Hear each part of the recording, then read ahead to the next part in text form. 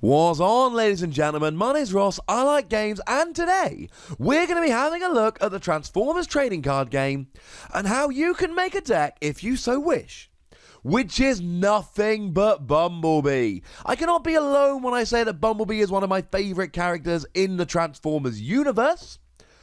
I don't think it's quite number one. It was when I was a kid. Kind of Bumblebee, Grimlock, Hot Rod. They are the top three as far as I'm concerned. But Bumblebee's pretty gosh darn cool. So you know what? I thought we'd take a look. And the makers of this game clearly want us experimenting with an all Bumblebee deck. And I know that because in the Transformers trading card game, you can have characters in your team which add up to a maximum of 25 stars. And we have 3 Bumblebee in the game at the moment. Bumblebee Brave Warrior, which can only be gained in the starter deck, which is a 6 cost. Bumblebee Courageous Scout, which is a common card, it's a 9 cost.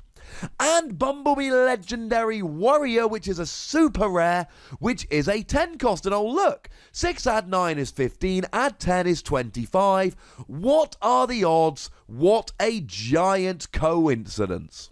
Now the awkward thing if you want to play a Bumblebee deck is that Bumblebee Legendary Warrior is a super rare, which means it ain't gonna be cheap. UK sites are generally selling this card for about £60 at the moment, which is not that much less than about 80 quid that you would pay for a booster box, but it depends how much you want to play Bumblebee. The one thing I would remind you at the moment, there's no organised play. Everything is casual, so just proxy it for the time being. No one's going to call you on it. There are no judges. Hopefully we'll have organised play soon. At that stage, maybe get yourselves a Bumblebee Legendary Warrior. Personally, I was lucky enough to pull one of these. Haven't pulled a Bumblebee Courageous Scout, but I did buy a magazine and look in 3 different shops until I found the one that had Bumblebee Courageous Scout on the front. I'll pop a link to the video about the magazine in the description. So anyway, Bumblebee then, what do we have? Bumblebee Brave Warrior, it's a 6 cost. The stats aren't amazing, but it's a 6 cost. It's got Tough 1 in bot mode. It's got a defensive 2.5 of 9. It's not exactly an amazing giant wall of a character. But it's really useful when you flip it into car mode, because when you flip it to car mode, each of your characters gets Pierce 1 until end of turn. This is beautiful. Pierce guarantees damage. So if your attack ends up being 6, including all the orange icons, and your opponent's defense ends up being 7, you still do 1 damage because you've got Pierce. That's very nice indeed. This can stack, and there are ways to increase Pierce. This is quite nice. It's not stunning, it's not amazing, but it gives a handy bonus, and let's face it, it's a 6 cost, which gives you a bonus. That's very nice. Plus, it's Bumblebee, and it is a leader and a car. More on that in a moment. Bumblebee Courageous Scout, interestingly enough, not a leader. Still a car, still a Bumblebee, not a leader. It's also a specialist where the other 2 Bumblebees are melee characters. In a way, it is very much the odd one out. But when you attack or defend in bot mode, and you flip at least 2 white icons, you flip 2 more battle cards.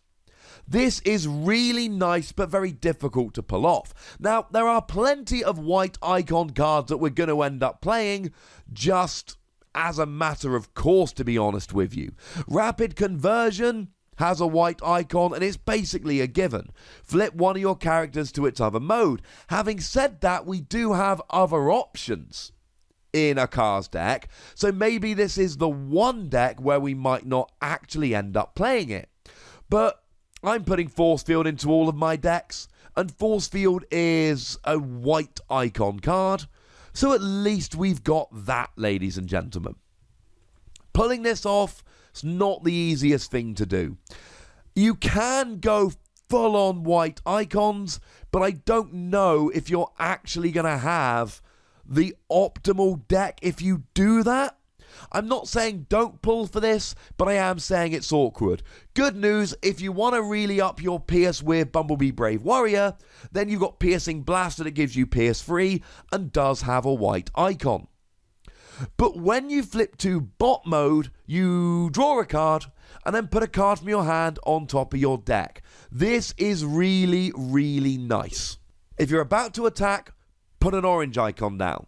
If you're about to defend, put a white icon down. What you could do is use this and then use a card that lets you flip to your other mode, pop a white icon down when you use the ability in alt mode, and then when you flip into bot mode, you know that you've then got a white icon there when you attack. Little bit clunky, but it is possible, and cards can flip better than others. Obviously, the real star of this deck is Bumblebee Legendary Warrior, because, well, I mean, firstly, it's a super rare, but when it's your only character on the battlefield and it's in bot mode, you get +2 attack and +2 defense. That means you have a 15 health character, 3 above average, with an attack of 7, 3 above average, and a defense of 3, 1 above average. That's really quite phenomenal. Now, one of the problems with Bumblebee Legendary Warrior is that you've got to keep it alive and on the field long enough for your others to be KO'd. Because make no mistake about it, right? Your opponent is going to go after Bumblebee. They are going to, well, I'm obviously going to go after Bumblebee, playing a Bumblebee deck. They're going to go after Legendary Warrior. Legendary Warrior's got the highest attack, and it's got the best skill. Well, actually, that's not entirely true. Bumblebee Courageous Scout does have an attack of 6 in bot mode, which is awesome. But Legendary Warrior's got the ridiculous ability. If it's the last one on the field, it becomes just out and out your best character. So your opponents are going to want to go after this. And there are 2 things that you can use: the aforementioned Force Field and Heroism. When I first saw Bumblebee Legendary Warrior, I wasn't a huge fan of it, because my thought was, well, everyone's just going to target that down. But after I saw this, I saw the card Heroism, and I went, well, hang on a second. You can now redirect damage to one of your other characters. This I am all in favour of, and this is basically how you keep it alive. Yes, maybe your opponent plays a ramming speed to get rid of it. If they do, they do. You can't do anything about that. But you can at least play cards like Force Field and Heroism, and if you've got a Force Field on your Bumblebee, the Legendary Warrior, and a Heroism on one of your others, and your opponent still gets rid of them, then they're just playing really well and playing a good deck. Things like that are going to happen, and there's not much you can do about it. That's okay, ladies and gentlemen. That's okay. Now, we've all got the draw engines, etc. we like in the game. What I want to focus on now we've looked at all 3 characters is really looking at the specific cards which will help out these 3 as a trio. And the most obvious one here, it's the Bumblebee card. It's Agility of Bumblebee. Now, downside of Agility of Bumblebee, it is a utility, and Heroism is also a utility, so you got to manage that. But Agility of Bumblebee can only be put onto Bumblebee. That's a lie, it can be put onto anybody. It gives you +1 attack, that's not great. But when it's on Bumblebee and he attacks, draw a card. And this becomes a really, really nice draw engine. Now, there's nothing to stop you playing other drawing cards. Playing something like Backup Plan, scrap your hand, draw 3 cards, and it's also got a white icon, which helps for the Courageous Scout. But just being able to keep drawing cards when you attack is awesome. And the thing I love is here, you play 3 Agility of Bumblebee, you play all 3 different Bumblebee, and then you're going to get the benefit of this.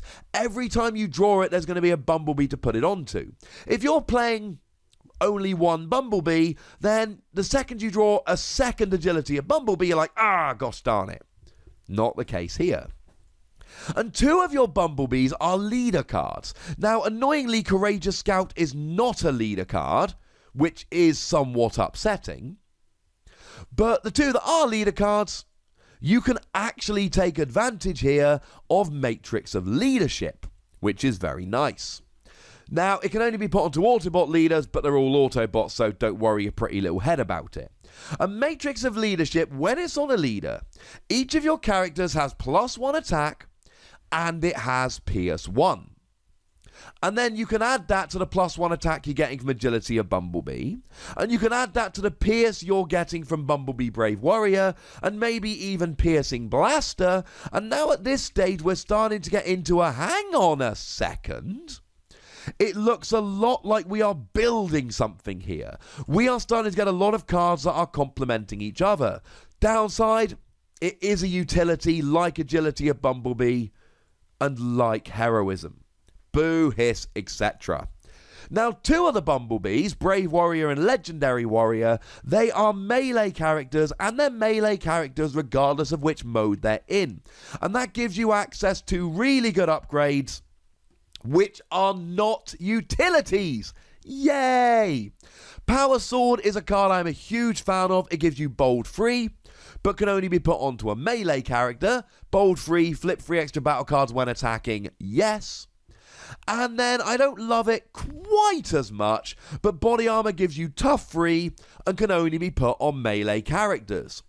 Given that there are so many upgrades that you really like here, might I suggest Equipment Enthusiast, which lets you draw a card for each of your upgrades, while also providing a white icon. That's going to be pretty nice here. Now, it's not quite as useful, but Bumblebee Courageous Scout is a specialist, which gives it access to a couple of really nice cards for specialists. Multi-mission gear lets you play an extra action, multi-tool lets you play an extra upgrade. I like these very much indeed, especially the one that lets you play an extra action, but the problem is they can only be put on Courageous Scout, which means when it goes down, they're useless cards, etc, etc. So I would go for the melee cards before I would go for the specialist cards.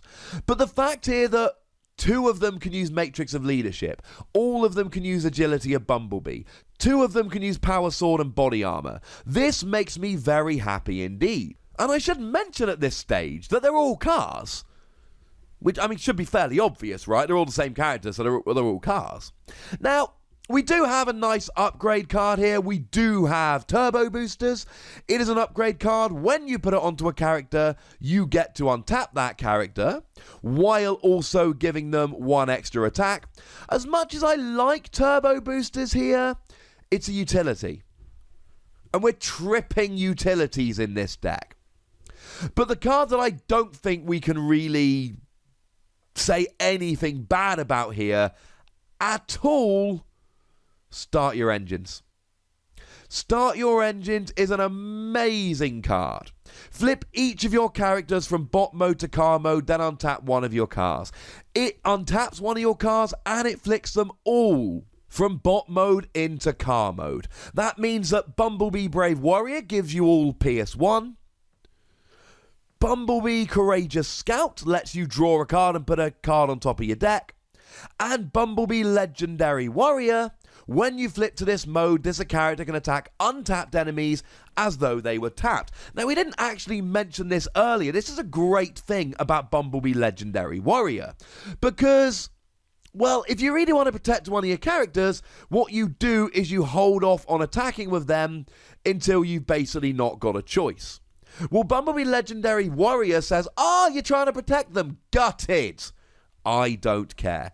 It's not as good as its bot mode skill, but it's really useful, especially in the early game, and I like it very much indeed. And you get all three of them in one go when you use Start Your Engines. Although don't forget about Rollout, which does the same thing. That's right, if you're playing a cars deck, you have 6 cards in your deck that can do this, rather than 3. That's pretty awesome. Yes, Rapid Conversion also does the same thing, but it's still worth playing, even though it's only one of them rather than all of them, because that white icon really does help. There's a lot to like about Bumblebee. I like how the characters complement each other. It's upsetting that Courageous Scout is neither a melee character nor a leader, but I suppose they wanted to put a little bit of variety in.